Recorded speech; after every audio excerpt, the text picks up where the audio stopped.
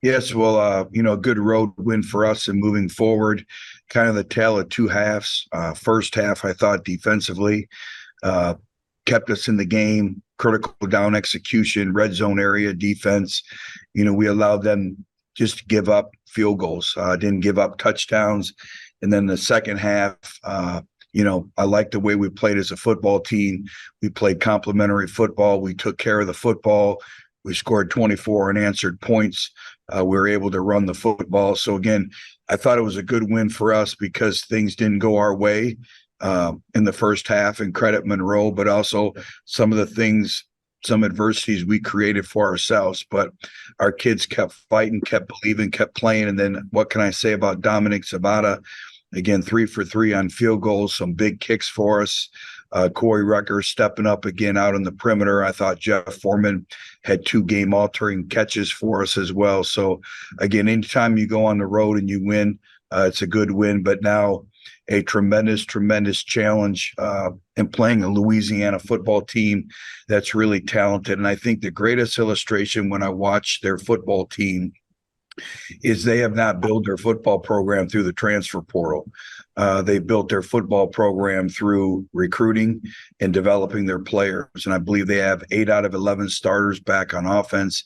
Defensively, do some really good things. Line of scrimmage team and the offensive and defensive fronts. Quarterback adds a whole nother dynamic. As good as team as we played all year. And then when you look at them on special teams, they're physical, they're violent. Really, really, really good team speed, let alone their size. So I think they're a really, really complete football team, and it's going to be a great challenge for us on Saturday. All right, for our media on the call, please raise your hand and we'll call on you for your questions. First questions come from Jeremy Harper. Hey, Coach. Good morning. Jeremy.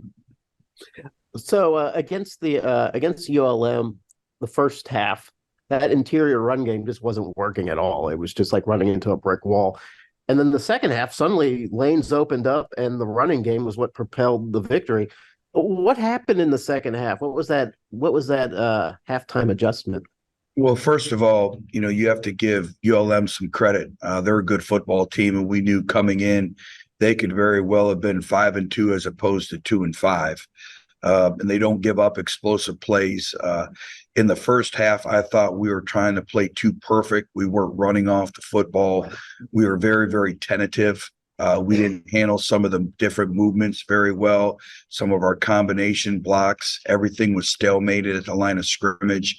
I think Jalen had some things we could do better from a quarterback in terms of decision making in the run game. So I think, really the second half, we ran off the ball a little bit better. We were better, more firmer in our combinations. I thought Zach Wallace did a really good job of pressing his landmarks and getting the ball vertical north and south. So I think more so than anything, I think it was the overall discipline to execute more. We had more individuals doing their job. So I think it was a combination of all those little things. Thanks, Coach. Thank you.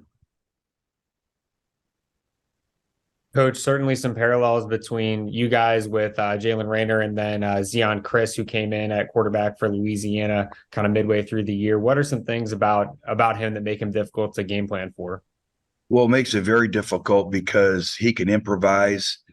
He can make plays with his legs, but he can also throw the football. And, he can throw the deep ball. He can throw the intermediate. He can throw the 3-step. So I think the other thing is when the pocket collapses, he has the ability to turn a negative yardage football play into a 3 or a 4 or an 18-yard football play.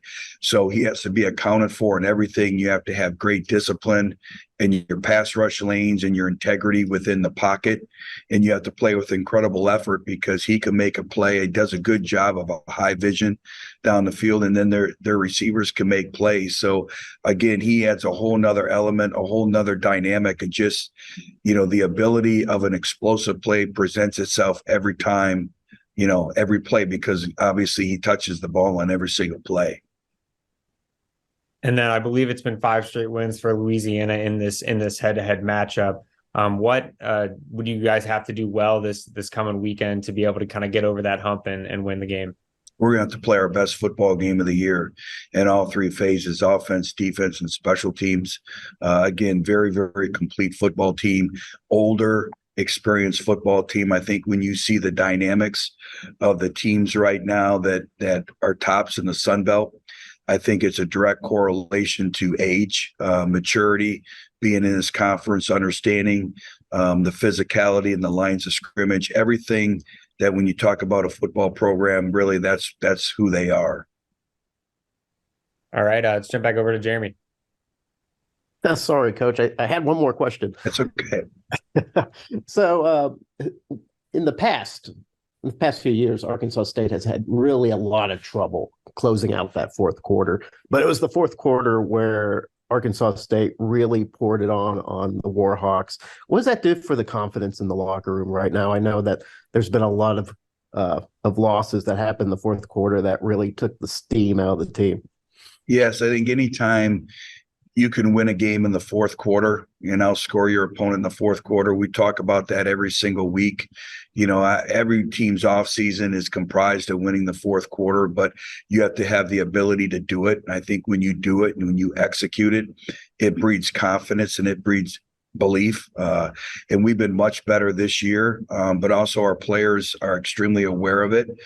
But, there's no secret to winning the fourth quarter. You got to possess the football. Part of winning the fourth quarter is possessing the football.